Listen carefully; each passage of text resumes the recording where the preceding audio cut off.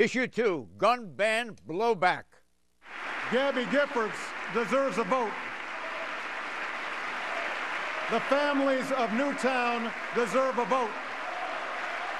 The families of Aurora deserve a vote.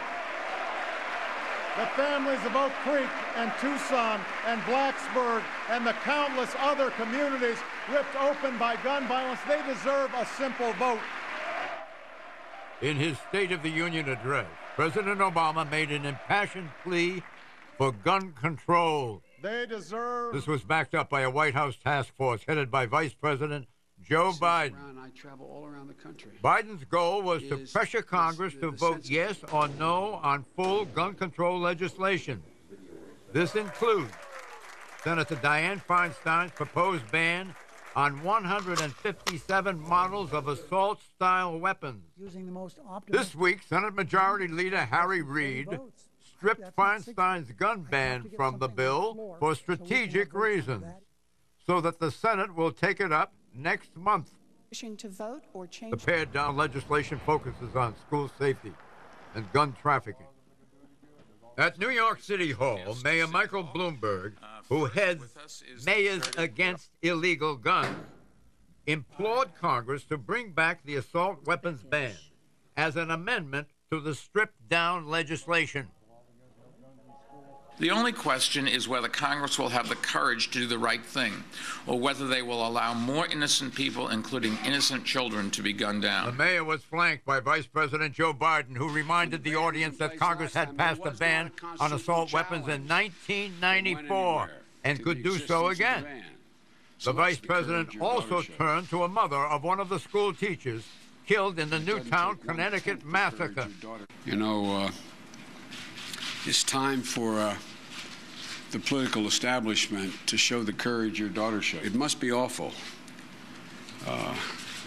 being in public office and concluding that, even though you might believe you should take action, that you can't take action because of the political consequence you face.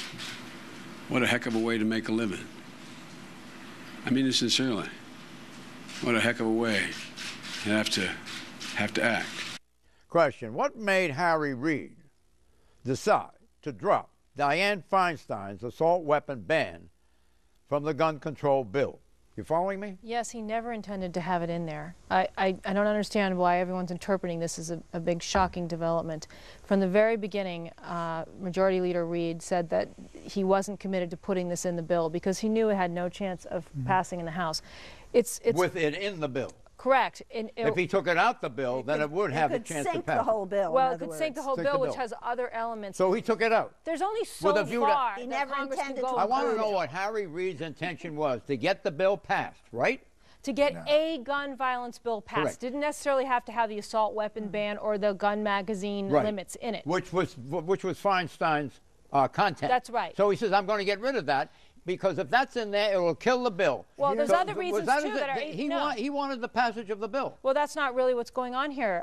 What's happening is, if he were to put all that together in one package, it would force some very politically dangerous votes for vulnerable Democrats who are up for re-election in 2014. He could lose his majority. The Democratic Senate could become the Republican Senate, and that is what this is about. So that was his driving motivation, to preserve the Democratic Senate in his Democratic state. Yes, and secondly, he never had any intention of putting it in the bill, so this whole, it's a farce to say he took it out. He didn't do it because he disagreed with the content of Feinstein. Well, he disagreed. He's a gun got owner it through in order to get the bill passed. Let me explain it to you. He did it for this reason. If he put up the bill and forced his own conservative senators to vote for it, that would hurt them. If they voted against him, it would hurt them with their base. And if it got over to the House, it's not going through anyway, so he spares his Democrats a vote, which is lose-lose either way. Right, but Senator Feinstein is going to press for a vote, and it's going to be an amendment, and there probably will be, well, probably will be a vote. But over the next 2 weeks, when they're home on their Easter break, there are grassroots groups that have grown up, you know, Mothers Against Guns, who are going to put some pressure on these red state Democratic senators, and maybe there's a small possibility that they will understand there are votes on the other side. It's not only all about the NRA. Okay, media reaction. Take a look at how the New York Daily News on its cover reacted to the stripping of the assault weapons ban from the Senate bill. The pictures you see are the 20 children who were killed by one gunman at an elementary school in Newtown, Connecticut in December. Mort, do you want to speak to this? This is your newspaper. Yes, it is my newspaper, and I will tell you... Was that Friday's edition?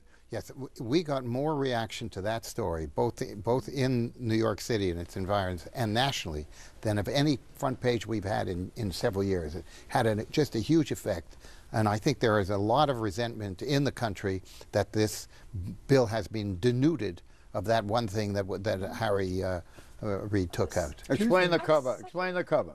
They were all pictures of slain children. Yes, there were 20 pictures of that, and basically it said, shame on us. And us was U.S., so it meant the United States. And that was the whole point of this thing, that this could not get passed by a serious and responsible body. They dropped the high-capacity magazines as well as the assault weapons ban, both of them. Well, you know, it's well, all congratulations, Mort, on doing that. Well, thank you very much. The editor deserves the credit, and it was a great, great front page for a paper like the New York Daily News. It spoke volumes. Yes, it really did. And it had just a national impact. It was just extraordinary. Well, you know, and my fear is that that whole episode has begun a slow evaporation in its memory. I mean, it has to be called up with the flux of forces in our society. But the way you portrayed it becomes a feature of helping the recollection. It'll be repeated over and over because it just captured what this was all about. What beautiful children. The 20 beautiful children were killed. It would never have happened if they didn't have those ability to fire that many bullets out of that gun. And politically, it's all about intensity, and the intensity has always been on the side of the gun owners and the NRA. And since Newtown, for the first time, there's intensity that's felt on the side of people who want measures to prevent gun violence. But we'll see if it can translate into votes on Capitol Hill. There's a quarter of a million guns still out there. Sure. How does this save anyone's life? I mean, what about the video games that kid was obsessed with? What about the 10-year-olds who are going home and playing those games every day? Why aren't we talking about Hollywood violence? Look at the movies. They use those guns in every You mean portrayed aggression? Because you can't fix anything. Because you can't fix everything doesn't mean you just don't fix some of the things you can do. Why can't we fix those things? What we're about here is if you go to the movies and you see it, okay, it doesn't mean you have a gun. The whole purpose here is to eliminate the guns that in fact cause these. Do you think there should be perhaps a redistribution or also something else included besides withdrawing hardware? And that is the instance of mental illness in the United States. Should there be more research on that? Who's mentally sick? Absolutely. That's background checks. Background checks, but also focusing on comprehensive measures to detect and treat dangerous mental illness. Well, you can't take away from Issue 3.